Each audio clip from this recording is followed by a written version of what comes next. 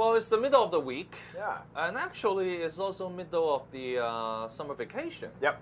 Actually, we went to a midpoint. I mean, we are halfway towards the beginning of the legislative year as well. That's why a lot of legislators, as we said yesterday, went to overseas and try to learn. Our legislators are overseas. Our chief executive is on his 10-day holiday right now. Yeah. And so things are going to be a little bit quiet on the political front. But one thing I'll tell you, Vincent, that has become part of my daily read that I look for now, law and order has become more interesting in the last little while in Hong Kong. The customs and the police, I mean, like every day it seems like there's just a bust, a bust, a bust. And I'm not talking about statues of some guy's head. I mean, if you look at the news in the last couple of weeks, cocaine bust, heroin bust. There was a campaign launched about a month and a half ago about what they call off-duty cigarettes. And then all of a sudden customs and the police are busting people with smuggled cigarettes all over the place. They've even had a major bust of illegal animal parts. Yeah, I've been here 17 years. They had a major bust, a container that was filled with ivory, and I think it had a leopard skin and some other exotic animal parts. I mean, it's just amazing. Like, there's just busts going on all over the place. There's just something that has revved our customs and police department into overdrive.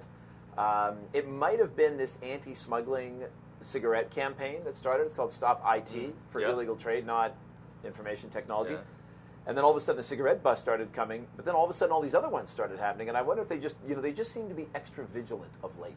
Yeah, maybe it's a coordinated bust. Well, I think if somebody put their feet to the fire and said, you got to start looking for something like this campaign on the cigarettes, then they're just going to start finding other things as well, But I think usually stories about busts may not catch so much media attention. But as you said, I mean, it's the middle of the week. It's a quiet week. Yeah. It may be the communication strategy to have all this buzz and all this information dishing out. Well, maybe. During the middle of the holiday. Yeah, it kind of creates this image of the customs and police officers that they've got multiple, drug smuggling rings, animal traffic, and they're just kind of waiting and saying, "When are we going to? You want to bust those guys tomorrow?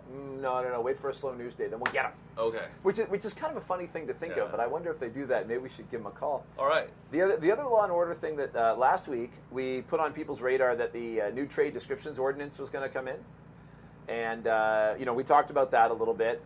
Wow. I mean, they have come out of the gates on this, all guns a-blazing, and they've been busting people all over the place with this new trade description ordinance. They are sending a clear message to the business community that they are not going to tolerate any hanky-panky, and they've been finding it. And these haven't been marginal cases.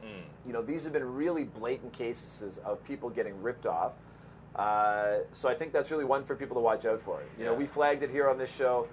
And, wow, they are really coming down. The hammer has fallen on people that are not following the TDO.